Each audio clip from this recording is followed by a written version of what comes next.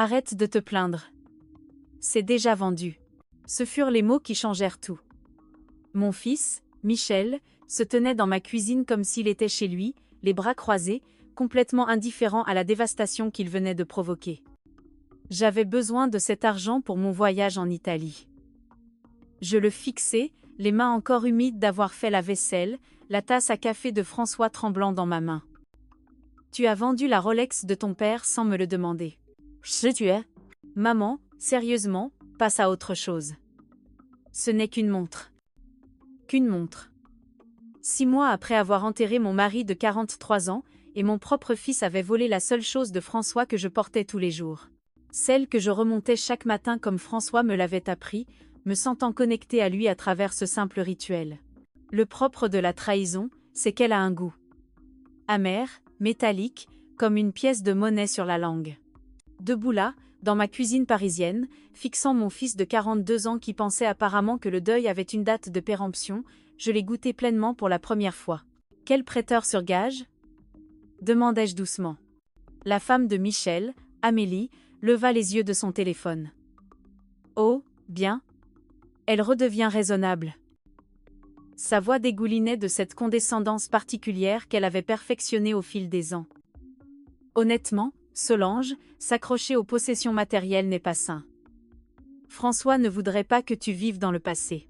Ne me dis pas ce que François voudrait, pensai-je, mais je me mordis la langue.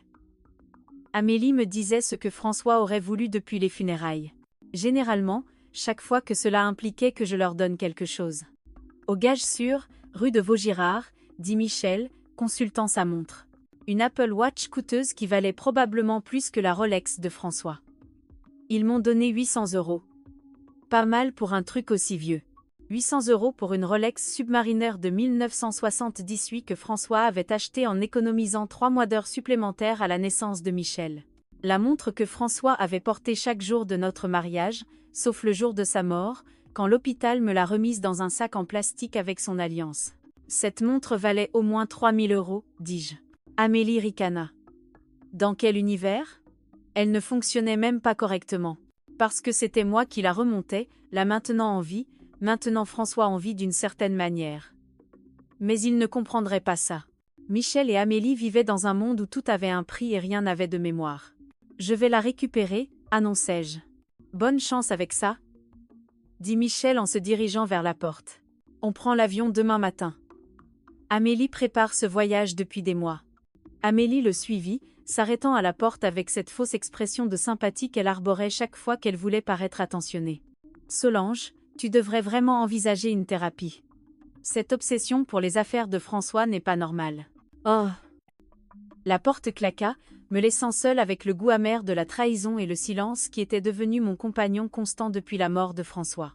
Mais voici ce que Michel et Amélie ignoraient à propos de leur pathétique vieille mère. J'avais passé 40 ans comme directrice d'agence bancaire. Je connaissais la différence entre abandonner et planification stratégique. Et j'en avais fini d'abandonner. Le prêteur sur gage était exactement comme je l'avais imaginé. Exigu, poussiéreux, avec le genre d'éclairage fluorescent qui donnait à tout un air maladif.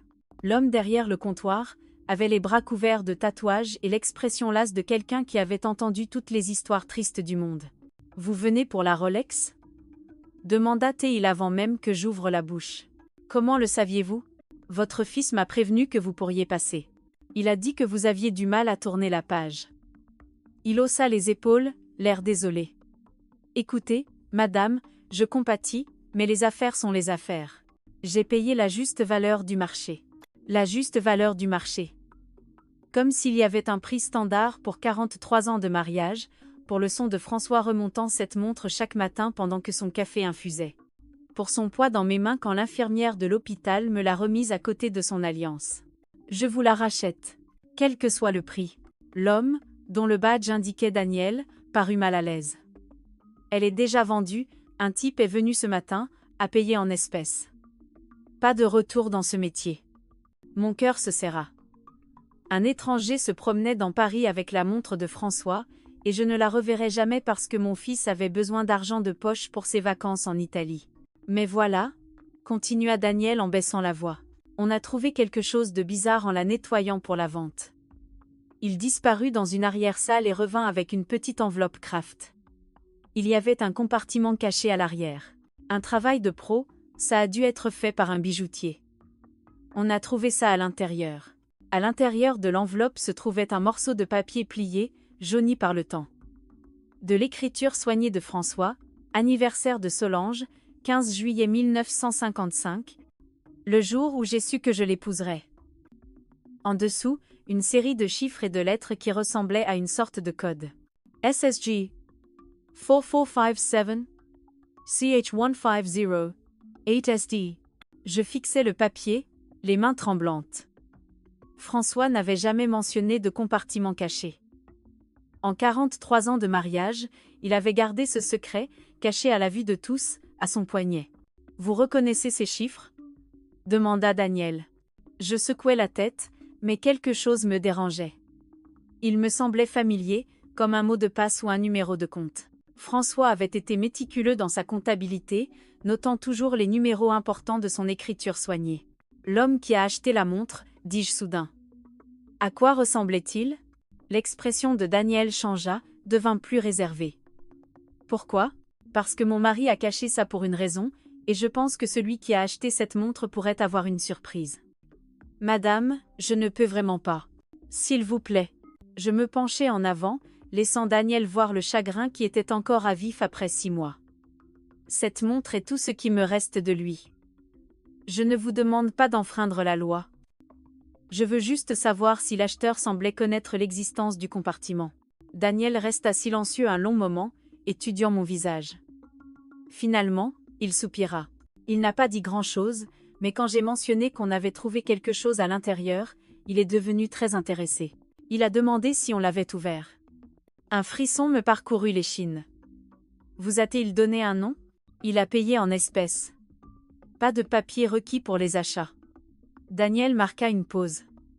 Mais il a demandé spécifiquement les montres arrivées récemment. Il a dit qu'il collectionnait les Rolex vintage. Quelqu'un avait cherché la montre de François spécifiquement. Mais pourquoi ? Et comment connaissait-il le compartiment caché ? Je remerciai Daniel et retournai à ma voiture, le morceau de papier brûlant dans mon sac à main comme un secret que je n'étais pas sûre de vouloir découvrir. François avait caché ça pendant près de 47 ans. Me l'avait caché à moi. Qu'est-ce que mon mari avait bien pu cacher d'autre ? Cette nuit-là, je me suis assise au bureau de François dans ma chambre, entourée de 43 ans d'archives financières. François avait tout gardé. Relevé bancaire, déclaration d'impôts, relevé de compte d'investissement, tout classé de sa manière précise et méthodique. Le code de la montre me fixait depuis le morceau de papier SSG 4457CH150USD. J'avais examiné chaque compte que nous possédions, chaque investissement, chaque coffre-fort. Rien ne correspondait à ces chiffres. François avait été financièrement conservateur, un compte d'épargne, un compte courant, un modeste plan de retraite. Rien d'extravagant, rien de caché. Du moins, c'est ce que je pensais. Mon téléphone sonna, interrompant mes recherches. Le nom de Michel s'afficha à l'écran. Maman, Amélie est contrariée. Elle dit que tu as fait une scène chez le prêteur sur gage. J'ai failli rire. Dans quel monde essayer de récupérer la montre volée de mon mari s'appelait-il faire une scène ? Je suis allée racheter la montre de ton père. Malheureusement, quelqu'un d'autre l'avait déjà achetée. Hein ? Tu vois, problème résolu. Il est temps de passer à autre chose. La désinvolture dans sa voix me serra la poitrine de colère. C'était le fils de François, le bébé pour lequel François avait fait des doubles journées de travail, le gamin à qui François avait appris à taper dans un ballon et à changer un pneu. Quand Michel était-il devenu si froid ? Michel, il y avait quelque chose de caché à l'intérieur de la montre. Ton père m'a laissé un message. Silence à l'autre bout du fil. Puis, quel genre de message ? Je ne suis pas encore sûre, mais ça ressemble à des numéros de compte ou un mot de passe. Maman. La voix de Michel changea, devint plus alerte. Qu'est-ce que le message disait exactement ? Quelque chose dans son ton me fit hésiter. C'était l'intérêt le plus marqué que Michel avait montré pour quoi que ce soit lié à son père depuis les funérailles. Juste quelques chiffres, dis-je vaguement. Probablement rien d'important. Panzer, peut être que je devrais passer, t'aider à déchiffrer ça. Cette fois, je ris, un rire amer et sec. Hier, tu m'as dit d'arrêter de vivre dans le passé. Aujourd'hui, tu veux m'aider à trier les affaires de François. J'essaie juste de te soutenir. En volant sa montre, Michel soupira lourdement. Très bien, sois têtu. Mais ne viens pas pleurer quand tu seras devenue folle à chasser des fantômes. Après qu'il eut raccroché, je fixais le téléphone. L'intérêt soudain de Michel était suspect, mais je ne comprenais pas pourquoi. Il avait clairement indiqué qu'il considérait les possessions de François comme un sentimentalisme sans valeur. Sauf si ce n'était pas que du sentimentalisme. Je retournai au bureau, mais cette fois, je l'abordais différemment. Au lieu de chercher des comptes correspondant aux chiffres, je commençais à chercher des modèles. François avait été comptable avant sa retraite. Il pensait en système, en progression logique. SSG pouvait être solution sur Genève. CH, la Suisse, Confédération helvétique. 1508 me fit faire une pause. 15 août, notre anniversaire de mariage. SD était plus difficile. Les initiales de François étaient FL. Les miennes étaient SD. Solange Dubois. Mes initiales de jeune fille. Le code incluait mes initiales. Je sortis mon ordinateur portable et commençai à chercher. Les comptes bancaires suisses utilisaient des codes comme celui-ci, tout comme les sociétés d'investissement offshore. 3 heures plus tard, je trouvai Secure Solutions Gestion, basée à Genève. Leur site web était discret, professionnel, s'adressant à des particuliers fortunés cherchant confidentialité et sécurité. La page de connexion au compte exigeait un numéro de client et un mot de passe. Avec des doigts tremblants, je tapais SSG 4457CH150USD dans le champ du numéro de client. Numéro de compte valide, apparu à l'écran. Maintenant, il me fallait le mot de passe. Quelque chose que seul moi connaîtrais. Quelque chose que François savait que je découvrirais. J'essayais notre date de mariage, notre adresse, ma date de naissance. Rien. Puis je me souvins de la note. Anniversaire de Solange, 15 juillet 1955. Le jour où j'ai su que je l'épouserais.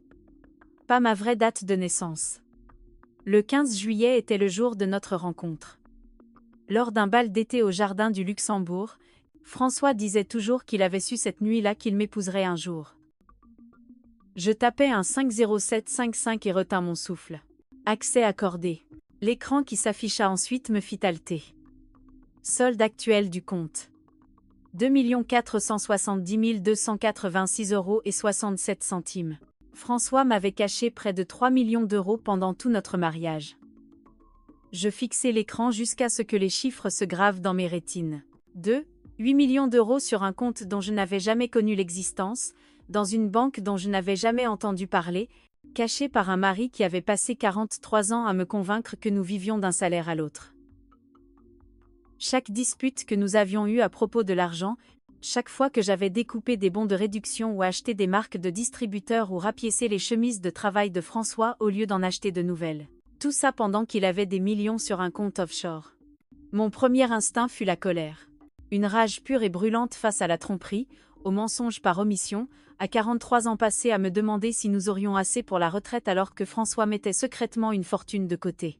Mais ensuite, je cliquais sur l'historique du compte. Le premier dépôt avait été effectué en 1982, 3 ans après la naissance de Michel, 5 000 €. La note indiquait « Investissement initial héritage, FL ». Héritage. François n'avait jamais mentionné d'héritage. Je parcourus des années de dépôt, tous relativement modestes, 500 € par-ci, 1 000 € par-là. Des contributions régulières qui expliquaient pourquoi François avait été si prudent avec notre budget domestique. Il n'avait pas caché d'argent de nos revenus. Il avait systématiquement construit quelque chose de séparé. Les dépôts continuèrent régulièrement jusqu'en 2008, puis augmentèrent considérablement. Au lieu de centaines d'euros, François déposait 10 000 et 20 000 € à la fois. La note sur ces dépôts plus importants me glaça le sang. Liquidation immobilière, propriété parisienne. François avait acheté et vendu des biens immobiliers à mon insu. Des propriétés que je n'avais jamais vues, des investissements sur lesquels je n'avais jamais été consulté, des transactions commerciales qu'il avait apparemment rendues riches. Comment vit-on avec quelqu'un pendant 43 ans sans savoir qu'il mène des transactions secrètes? Je cliquais sur les messages du compte et trouvais un dossier intitulé « Pour Solange, accès d'urgence uniquement ». À l'intérieur se trouvait un fichier vidéo, téléchargé à peine 3 mois avant la mort de François. J'hésitais avant de cliquer sur lecture. Quoi que François ait à dire sur cette fortune secrète, je n'étais pas sûre d'être prête à l'entendre. Mais j'étais seule dans notre chambre à minuit.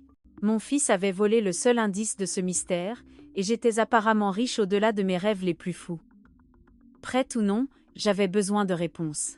Le visage de François remplit l'écran, l'air plus âgé et plus fatigué que dans mon souvenir. Il était assis à son bureau au travail, ayant probablement enregistré cela pendant sa pause déjeuner. « Solange, si tu regardes ça, c'est que je ne suis plus là. Et que quelque chose a mal tourné. » Sa voix était stable, mais ses yeux étaient tristes. « J'espérais que tu n'aurais jamais besoin d'accéder à ce compte, que nous vieillirions ensemble, et que je finirais par t'en parler un jour au dîner. » Il marqua une pause, se frottant le visage du même geste qu'il utilisait chaque fois qu'il réfléchissait à un problème difficile. « L'argent n'est pas à moi, ma chérie. Il appartenait à mon père, caché avant sa mort en 1981. Il m'a fait promettre de le garder secret, de le protéger, et de ne l'utiliser que si notre famille était un jour en réel danger. Le père de François était mort quand Michel avait 2 ans. Je me souvenais de la dévastation de François, du modeste héritage qui avait remboursé notre prêt immobilier. Apparemment, il y avait eu bien plus que ça. Mon père a vu ce que la Grande Dépression a fait aux familles, à quelle vitesse la stabilité peut disparaître. Il voulait s'assurer que ses petits-enfants seraient toujours protégés, quoi qu'il arrive. François regarda droit dans la caméra, et j'eus l'impression qu'il était assis juste à côté de moi. J'ai investi l'argent avec prudence, de manière conservatrice. Chaque centime est documenté. Chaque transaction est légale. Il a fructifié parce que j'ai réinvesti pendant 40 ans, mais le montant initial était destiné à être un fonds d'urgence, une assurance contre la catastrophe. Or, la vidéo continuait avec François expliquant les détails du compte, la stratégie d'investissement, les protections juridiques qu'il avait mises en place, mais j'étais bloquée sur une phrase.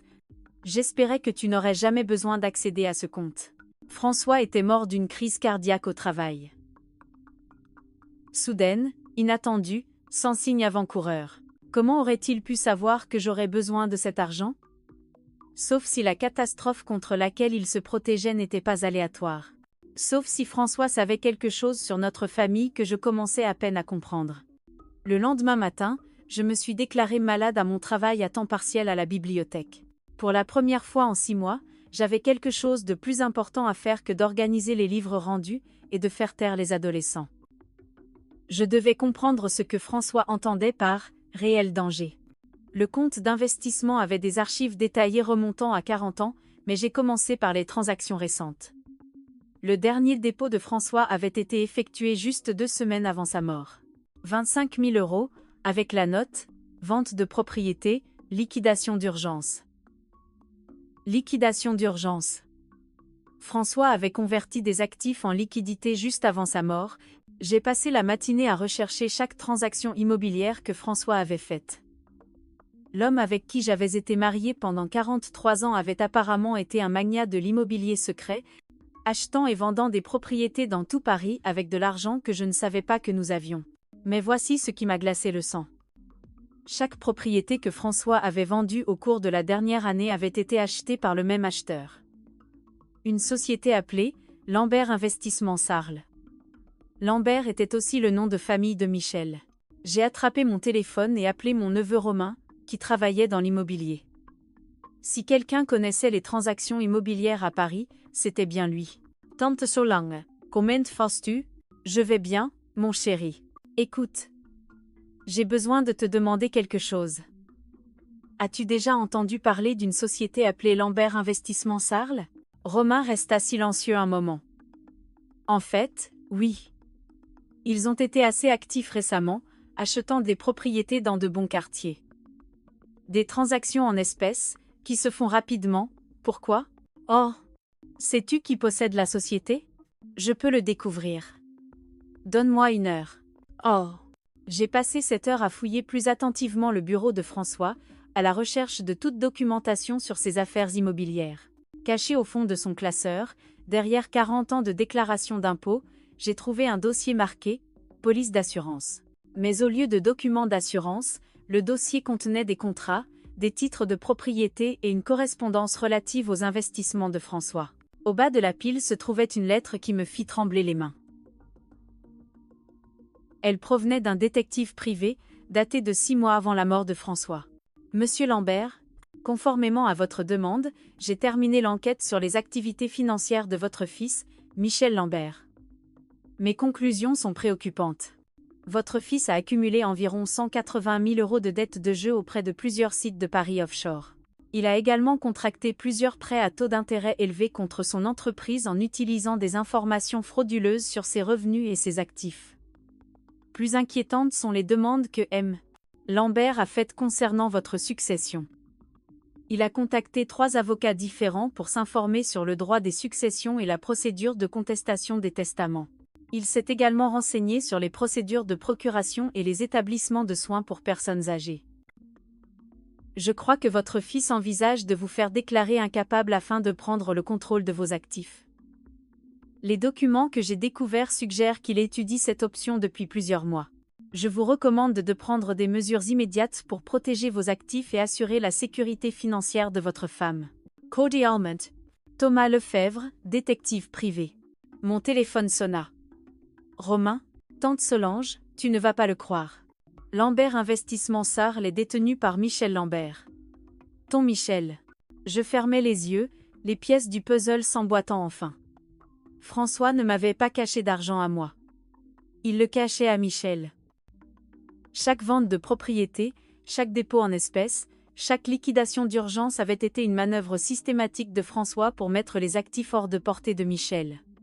François savait que son propre fils prévoyait de nous voler.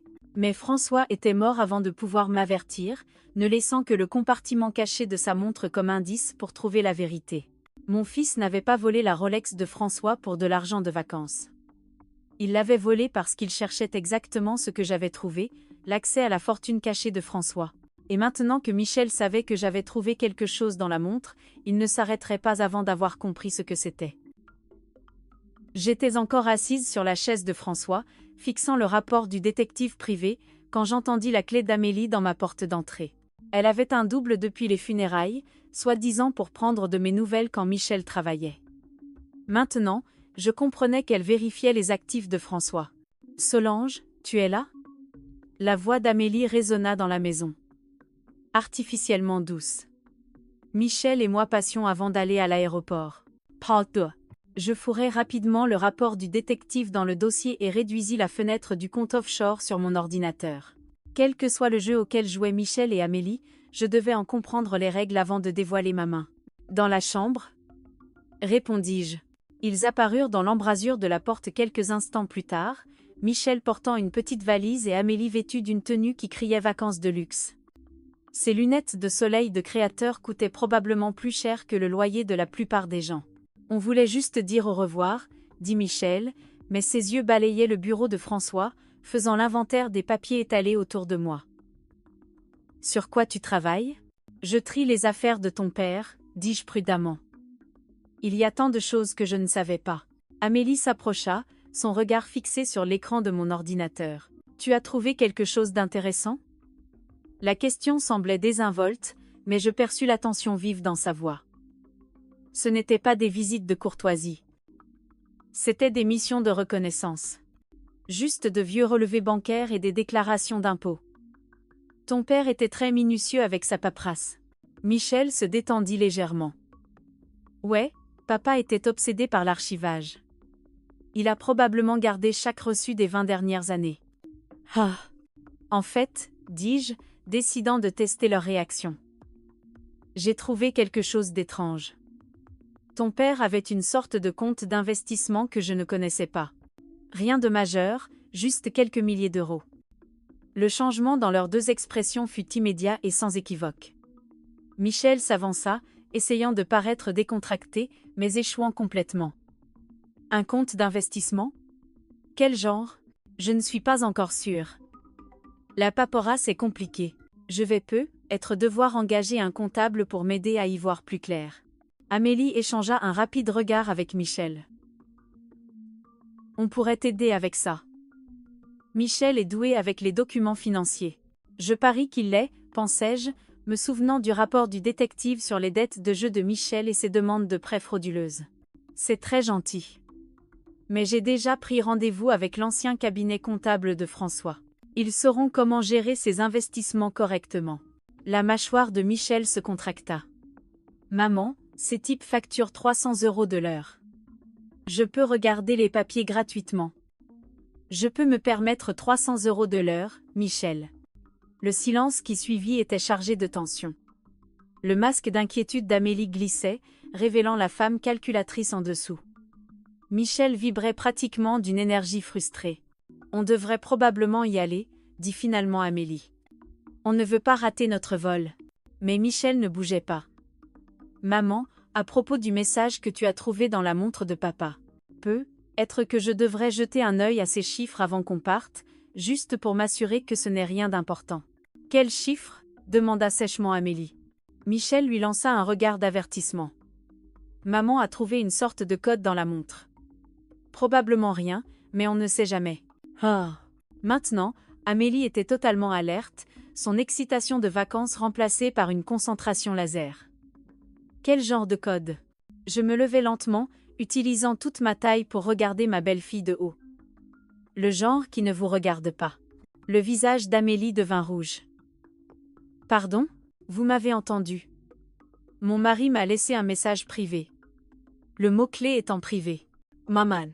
Michel s'interposa, sa voix prenant ce ton condescendant que j'avais appris à détester. On est une famille. Pas besoin de secrets. Des secrets ? J'ai failli rire de l'ironie. Comme les dettes de jeux secrètes ou la société secrète que tu utilises pour acheter des propriétés avec de l'argent que tu n'as pas ? La couleur quitta le visage de Michel. La bouche d'Amélie s'ouvrit. Je ne sais pas de quoi tu parles, dit Michel, mais sa voix était maintenant tremblante. Lambert Investissement Sarl, ça te dit quelque chose ? Je regardais leurs deux visages blêmir. Ton père savait, Michel. Il savait tout. Amélie se reprit la première, sa voix devenant vicieuse. Espèce de vieille folle, tu ne sais rien. Je sais que ton mari doit 180 000 € à des sites de jeux d'argent offshore. Je sais qu'il a fait des recherches pour me faire déclarer incapable, et je sais qu'il prépare ça depuis des mois. Michel s'affaissa contre le cadre de la porte comme si on lui avait coupé les ficelles. Toute combativité l'avait quitté. Comment ? Murmura-t-il. Ton père a engagé un détective privé. Chaque mensonge, chaque dette, chaque plan que tu as fait pour nous voler, tout est documenté. Je me dirigeai vers le bureau et sortis le rapport du détective, observant le visage de Michel alors qu'il reconnaissait le papier à en-tête.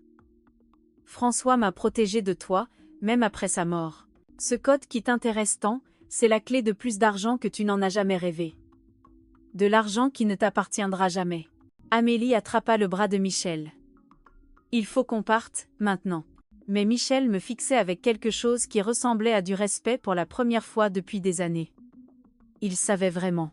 Il savait que son fils prévoyait de voler sa propre mère.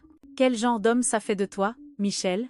Pendant un instant, Michel ressembla au petit garçon que j'avais élevé, confus et honteux. Puis la poigne d'Amélie sur son bras se resserra, et l'instant passa. Ce n'est pas fini, siffla Amélie alors qu'il se dirigeait vers la porte. Si, ça l'est, leur criai-je. C'est fini depuis le jour où vous avez décidé que je valais plus pour vous morte que vivante. Oh !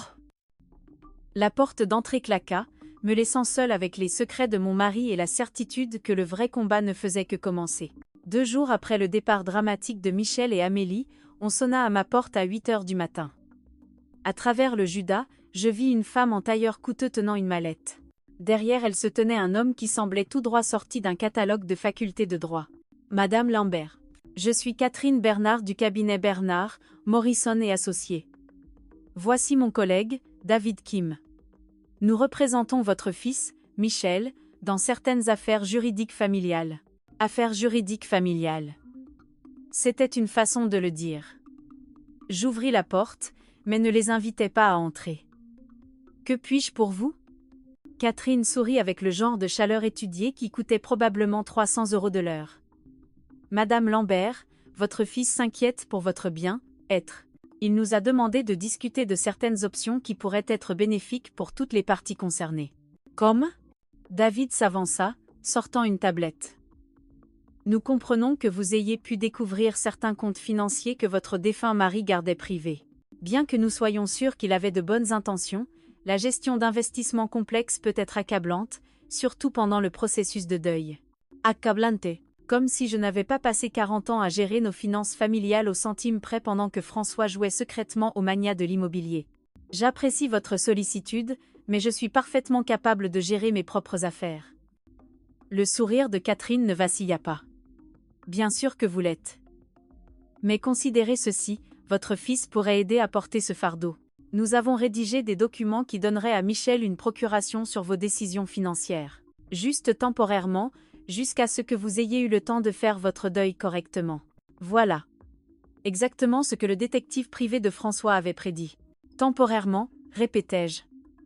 Et qui détermine la fin de ma période de deuil? David échangea un regard avec Catherine. Ce serait à votre discrétion, bien sûr. Bien sûr. Je reculai vers ma porte. Messieurs, dames, je pense que nous avons terminé ici. Madame Lambert. La voix de Catherine s'aiguisa légèrement. Votre fils est prêt à déposer une requête auprès du tribunal concernant votre capacité mentale. Il s'inquiète de certaines décisions financières erratiques que vous avez prises. Quelles décisions erratiques? Accéder à des comptes offshore, effectuer des transactions financières internationales sans conseil professionnel. Pour un observateur extérieur, il pourrait sembler que vous ne pensez pas clairement. La menace était limpide. Signer la procuration volontairement, ou il me ferait déclarer incapable de force. Vous savez ce qui est intéressant avec les menaces? Demandai-je, m'appuyant contre le cadre de ma porte. Elles ne fonctionnent que si la personne que vous menacez n'a pas de meilleurs avocats que vous. Le masque professionnel de Catherine glissa légèrement. Je vous demande pardon? J'ai dit que vous pouvez dire à mon fils que son plan ne fonctionnera pas. François m'a laissé plus que de l'argent. Il m'a laissé une protection. Je leur fermai la porte au nez et appelai immédiatement le numéro que j'avais trouvé dans les dossiers cachés de François. Thomas Lefebvre, le détective privé, répondit à la deuxième sonnerie. Monsieur Lefebvre, ici Solange Lambert, la veuve de François Lambert. Madame Lambert. J'attendais votre appel. François m'avait dit que vous pourriez avoir besoin de mes services un jour. Ah non? Vraiment?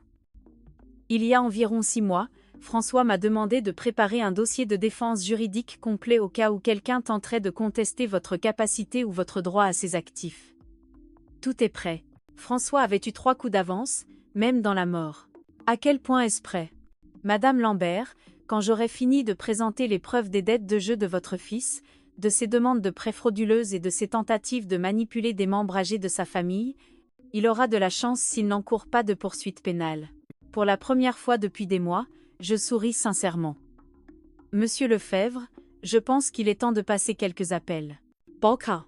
Le bureau de Thomas Lefebvre se trouvait dans un élégant immeuble du centre-ville qui respirait les services juridiques coûteux. Mais alors que j'étais assise en face de lui, examinant le dossier de défense de François, je réalisais que mon mari avait planifié cette confrontation bien avant sa mort. Votre mari était minutieux, dit Thomas en étalant des documents sur son bureau en acajou. Relevé bancaire montrant les pertes de jeu de Michel, enregistrement audio de lui discutant de ses plans pour vous faire déclarer incapable, et même des photographies de lui rencontrant des avocats spécialisés en succession. Des enregistrements audio? Thomas hocha la tête d'un air sombre. François soupçonnait Michel de préparer quelque chose. Il a donc fait installer des micros dans votre maison l'année dernière. Complètement légal, puisque c'était sa propre propriété. Rolu. Je pensais à toutes les conversations que Michel et Amélie avaient eues dans ma cuisine au cours des 6 derniers mois. Chaque commentaire méprisant sur mon état mental, chaque calcul sur les actifs de François, chaque blague cruelle sur le fait de me mettre en maison de retraite. François avait tout entendu. Il y a plus, continua Thomas. François a aussi découvert qu'Amélie vous a systématiquement isolé de votre famille et de vos amis. Elle a raconté aux gens que vous deveniez sénile, que vous aviez besoin de supervision. Les pièces s'emboîtèrent. Pourquoi ma belle-sœur avait cessé d'appeler? Pourquoi les voisins semblaient gênés quand ils me voyaient? Pourquoi mes amis du club de lecture me traitaient comme si j'étais fragile? Amélie avait mené une campagne de diffamation, préparant le terrain pour la contestation juridique de Michel. Quelle est l'ampleur des preuves? Assez importante pour détruire toute contestation de capacité et probablement les envoyer tous les deux en prison pour abus de faiblesse et tentative d'escroquerie. Thomas sortit un épais dossier. Mais il y a autre chose. François a laissé des instructions spécifiques sur ce qu'il fallait faire si jamais vous aviez besoin d'accéder au compte offshore. Il me tendit une enveloppe scellée avec mon nom écrit de l'écriture soignée de François. À l'intérieur se trouvait une lettre datée d'une semaine seulement avant la mort de François. Ma très chère Solange, si tu lis ceci, c'est que Michel a montré son vrai visage, et que tu as découvert le conte que je construis depuis 40 ans. Je suis désolée de ne pas avoir pu t'en parler de mon vivant, mais je devais le protéger de Michel jusqu'à ce que le moment soit venu. L'argent n'est pas seulement un héritage. C'est la justice. Chaque centime provient d'investissements que j'ai faits en utilisant des informations que Michel pensait nous cacher. Quand il a lancé sa société immobilière, il se vantait de ses tuyaux et de ses investissements garantis. Ce qu'il ne savait pas, c'est que j'écoutais et que j'investissais dans les mêmes opportunités avec de l'argent dont il ignorait l'existence. Michel a financé sa propre chute sans le savoir. Chaque propriété qu'il a revendue, j'en ai acheté 3 autres dans le même quartier. Chaque conseil boursier qu'il a mentionné, j'ai investi dessus avec l'argent de notre héritage initial. Le compte offshore existe parce que j'ai utilisé la propre cupidité de Michel contre lui. Maintenant, c'est à ton tour d'utiliser sa cupidité contre lui. Thomas a des instructions pour effectuer les transferts de compte immédiatement. Au moment où tu liras cette lettre, tu auras une indépendance financière que Michel ne pourra jamais toucher. Mais plus important encore, tu auras le pouvoir de choisir comment cela se termine. Tu peux lui pardonner, prendre soin de lui malgré sa trahison et espérer qu'il apprenne à devenir un homme meilleur.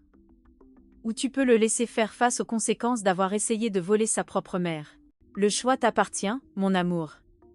Il t'a toujours appartenu. Pour toujours à toi, François. Je posais la lettre, les mains tremblantes. François ne m'avait pas seulement protégé de Michel. Il avait orchestré la chute de Michel en utilisant les propres stratagèmes de Michel contre lui. Madame Lambert. Thomas m'observait attentivement. Êtes-vous prête à poursuivre? Je pensais à Michel petit garçon, excité par sa première rentrée des classes. Puis je pensais à lui, debout dans ma cuisine 2 jours plus tôt, me traitant de vieille folle pendant que sa femme me menaçait. Certains ponts, une fois brûlés, ne peuvent être reconstruits. Monsieur Lefebvre, je veux que vous déposiez chaque élément de preuve que nous avons auprès des autorités compétentes. Et je veux que vous le fassiez aujourd'hui. Le lendemain matin apporta le chaos dans mon quartier parisien tranquille. Je sirotais mon café et lisais le journal quand 3 voitures noires banalisées se garèrent devant la maison de Michel et Amélie de l'autre côté de la rue. Des hommes en blouson de la police judiciaire commencèrent à sortir des cartons de leur porte d'entrée. Mon téléphone sonna immédiatement. Maman. La voix de Michel était paniquée, désespérée. Qu'est-ce que tu as fait? Je me suis protégée, dis-je calmement, observant par la fenêtre de ma cuisine les agents chargés des ordinateurs et des classeurs dans leur véhicule. Ce que tu aurais dû faire pour ta famille au lieu d'essayer de la voler. Tu ne comprends pas. Ça va nous détruire. Vous vous êtes détruit vous-même. Je n'ai fait que le documenter. La voix d'Amélie retentit au téléphone, stridente et en colère. Espèce de vieille sorcière vengeresse. On essayait de t'aider. En volant la montre de mon mari? En prévoyant de me faire déclarer incapable? En répandant des mensonges sur ma santé mentale pour m'isoler de mes amis et de ma famille? La ligne devint silencieuse, à l'exception de la respiration haletante d'Amélie. François savait tout, Michel. Chaque dette, chaque mensonge, chaque plan que tu as fait pour nous voler. Il a passé la dernière année de sa vie à me protéger de son propre fils. Papa n'aurait pas. Ton père a engagé un détective privé pour documenter ton addiction au jeu et tes plans pour voler mon héritage. Il a fait installer des micros dans notre maison pour pouvoir enregistrer chaque conversation que vous aviez sur le fait de me mettre en maison de retraite. Oh! J'entendis Michel émettre un son semblable à celui d'un animal blessé. La brigade financière saisit les archives de ton entreprise parce que les preuves de François montrent que tu as utilisé des informations frauduleuses pour obtenir des prêts. Le fisc va te contrôler parce que tu as dissimulé des revenus. Et le parquet enquête sur toi pour abus de faiblesse. Maman, s'il te plaît. La voix de Michel se brisa. Je n'ai jamais voulu que ça aille aussi loin. Or, quand est-ce que ça a commencé, Michel? Quand as-tu décidé que ta mère valait plus pour toi morte que vivante? Un long silence. Quand Michel parla à nouveau, sa voix était à peine un murmure. Quand j'ai réalisé que papa nous cachait de l'argent. J'ai vu des papiers dans son bureau à Noël dernier, des références à des comptes dont je n'avais jamais entendu parler. J'ai pensé que si vous mouriez tous les deux, tout me reviendrait automatiquement. Pas. L'honnêteté était brutale, mais d'une certaine manière plus propre que les mois de mensonges et de manipulation. Tu avais tort. François s'est assuré que tout serait protégé de toi. Combien? Demanda Michel. Combien a-t-il caché? Assez pour garantir que je n'ai jamais à dépendre d'une famille qui me voit comme un fardeau. Je raccrochais et observais par la fenêtre les agents de police escorter Michel et Amélie vers des voitures séparées. Amélie criait sur les agents, exigeant probablement des avocats et menaçant de poursuites. Michel semblait juste anéanti. Mon téléphone sonna de nouveau. Cette fois, c'était ma voisine, Madame Patterson. Solange, je voulais juste appeler pour m'excuser. Amélie m'a dit que vous aviez des problèmes de mémoire et je l'ai cru. J'aurais dû vous parler directement. Ce n'est rien, Hélène. Amélie peut être très convaincante. Artie, est-ce vrai ce qu'on dit? Que Michel prévoyait de vous voler? Je regardais la photo de François sur ma cheminée, me souvenant de l'homme qui m'avait protégé même après sa mort. C'est vrai? Mais c'est fini maintenant. 3 semaines plus tard, j'étais assise dans le bureau de Thomas Lefebvre, examinant les derniers documents juridiques. Michel et Amélie faisaient face à des accusations de fraude. Leur entreprise avait été saisie et leurs actifs gelés en attendant l'enquête. Mais ce matin-là avait amené un visiteur inattendu. « Madame Lambert, il y a quelqu'un qui veut vous voir », annonça la secrétaire de Thomas. Il dit s'appeler Richard Dubois et qu'il a quelque chose qui vous appartient. L'homme qui entra était dans la soixantaine, bien habillé, avec le genre de maintien prudent qui suggérait une carrière dans les forces de l'ordre. Dans ses mains se trouvait un écrin de velours bleu familier. « Madame Lambert, c'est moi qui ai acheté la montre de votre mari au prêteur sur gage. » Je le fixais, confuse. « Comment m'avez-vous retrouvé ?» Richard sourit et posa l'écrin sur le bureau de Thomas. « Parce que François Lambert m'a engagé il y a 20 ans pour protéger cette montre si jamais il lui arrivait quelque chose. » Je ne comprends pas. Je suis un ancien officier de la gendarmerie à la retraite, Madame Lambert. Votre mari m'a engagé pour surveiller certaines situations. Quand la montre est apparue au gage sûr, j'ai été immédiatement prévenu.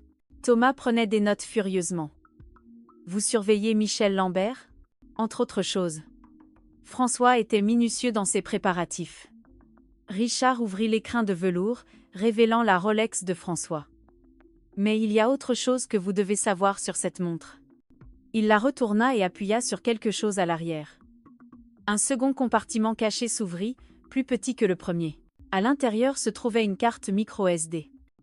François a tout enregistré, Madame Lambert. Chaque conversation que Michel a eue sur le fait de vous manipuler, chaque réunion avec des avocats pour vous faire déclarer incapable, chaque discussion sur ce qu'il fallait faire de vos actifs après votre départ. La pièce tourna légèrement. François avait enregistré Michel pendant 18 mois. Audio, vidéo, archives financières. Tout ce qui était nécessaire pour s'assurer que Michel ne pourrait jamais contester avec succès votre capacité mentale ou votre droit à l'héritage de François. Richard inséra la carte SD dans l'ordinateur de Thomas. L'écran se remplit de dossier après dossier de preuves. Enregistrements audio, fichiers vidéo, documents financiers, et même des photographies de Michel rencontrant des avocats et des bookmakers. Votre mari vous aimait assez pour passer les 2 dernières années de sa vie à construire une défense juridique inattaquable contre son propre fils. Je pensais aux derniers mois de François. À quel point il avait semblé stressé. Combien de réunions de travail il avait eu le soir. Il ne se cachait pas de moi. Il me protégeait. Il y a une dernière chose, dit Richard doucement. François a laissé des instructions spécifiques sur ce qu'il fallait faire si Michel essayait un jour de vous faire déclarer incapable. Il sortit une enveloppe scellée marquée « Instruction finale, plan de protection de Solange ». À l'intérieur se trouvait un document qui me coupa le souffle. Dans le cas où Michel Lambert tenterait une action en justice contre la capacité mentale de Solange Lambert, les actifs suivants seront immédiatement transférés à l'hôpital Necker-Enfants Malades au nom de Michel Lambert. 1. Toutes les propriétés détenues par Lambert Investissement Sarl. 2. Toutes les dettes de jeu et les prêts en cours. 3. Tous les frais de justice et coûts judiciaires associés aux accusations d'abus de faiblesse. Michel Lambert sera personnellement responsable de toutes les dettes et conséquences juridiques tout en ne recevant aucun bénéfice de tout héritage ou transfert d'actifs. François avait tout arrangé pour que Michel hérite de sa propre destruction. Votre mari était un homme brillant, dit Thomas avec admiration. Il a transformé la cupidité de Michel en un piège juridique. François savait que Michel n'arrêterait jamais d'essayer d'obtenir l'argent, expliqua Richard. Il s'est donc assuré que toute tentative de vous voler entraînerait la perte de tout ce que Michel possédait déjà. Je pris la montre de François, sentant son poids familier dans mes mains. Pendant 43 ans, j'avais pensé être marié à un simple comptable qui s'inquiétait de l'argent et économisait chaque centime. Au lieu de cela, j'avais été marié à un maître stratège qui avait passé 2 ans à orchestrer le plan de protection le plus élaboré de l'histoire juridique. Madame Lambert, dit Richard doucement. Votre mari m'a demandé de vous transmettre un dernier message si ce jour venait à arriver. Il me tendit une dernière enveloppe. Celle-ci non scellée. À l'intérieur, de l'écriture de François, Solange, tu as toujours été plus forte que tu ne le pensais. Je me suis juste assuré que tu aurais les outils pour le prouver. Amour éternel, François. 6 mois plus tard, je me tenais dans le hall de l'hôpital Necker-Enfants Malades, regardant les ouvriers installer une plaque de laiton qui disait « El Mémorial François Lambert ». Le fonds créé par François avait été plus que suffisant pour assurer mon avenir et financer l'agrandissement de l'hôpital dont il avait toujours rêvé. L'ironie finale était que la tentative de Michel de me voler avait directement abouti au plus grand don caritatif de l'histoire de l'hôpital. Mon téléphone vibra avec un SMS de Thomas Lefebvre. L'audience de détermination de la peine de Michel est la semaine prochaine. Il recommande 2 ans de prison ferme plus une restitution complète. Amélie a plaidé coupable pour 18 mois. Voulez-vous toujours y assister ? Je répondis « Non, j'ai mieux à faire ». Et c'était vrai. À 73 ans, je vivais enfin la vie que François avait protégée pour moi. J'avais acheté un petit appartement avec vue sur les toits de Paris, rejoint 3 clubs de lecture et commencé à faire du bénévolat à l'hôpital 2 fois par semaine. Pour la première fois depuis des décennies, je prenais des décisions basées sur ce que je voulais, pas sur ce que ma famille attendait. On sonna à ma porte alors que je préparais le dîner. À travers le Judas, je vis une jeune femme avec les yeux de Michel et un sourire nerveux. Grand-mère Solange, c'est Mélissa, la fille de Michel. Je ne l'avais pas vue depuis les funérailles de François. Quand elle terminait ses études et commençait son premier emploi, Amélie s'était assurée de me couper des petits-enfants, ainsi que de tout le monde. J'ouvris la porte. Mélissa, quelle surprise! Je sais que j'aurais dû appeler avant. Elle se tordait les mains nerveusement. J'ai entendu parler de papa et Amélie, de ce qu'ils t'ont fait. Je voulais m'excuser. Oh, tu n'as rien à te reprocher. Si, pourtant. Je savais que quelque chose n'allait pas. Papa posait des questions bizarres sur les finances de Papy François, et Amélie faisait toujours des commentaires sur ta mémoire. J'aurais dû dire quelque chose. J'étudiais le visage de ma petite fille, y voyant l'honnêteté de François ainsi que les traits de Michel. Entre, ma chérie. Parlons-en. Naa. Pendant le dîner, Mélissa me parla de son nouveau travail d'institutrice, de ses fiançailles avec un jeune médecin, et de sa culpabilité concernant les crimes de son père. Je n'arrête pas de penser que je devrais lui rendre visite en prison, dit-elle.